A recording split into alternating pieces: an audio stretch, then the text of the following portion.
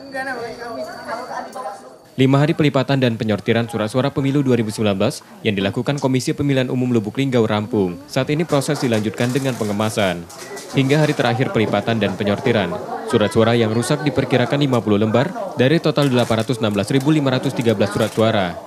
Kerusakan surat suara sebagian besar di bagian pinggir atau ujung surat suara, karena pengikat terlalu kencang membuat robek. Pengemasan logistik ditargetkan selesai 10 April mendatang. Kemudian pendistribusian dilakukan ke kecamatan pada 15 April, dilanjutkan ke kelurahan dan TPS.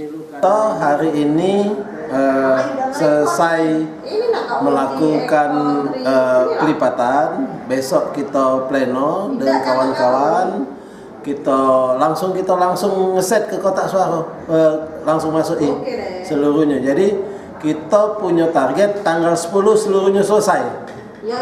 Faizal Agustiawan, Kompas TV, Lubuk Linggau, Sumatera Selatan.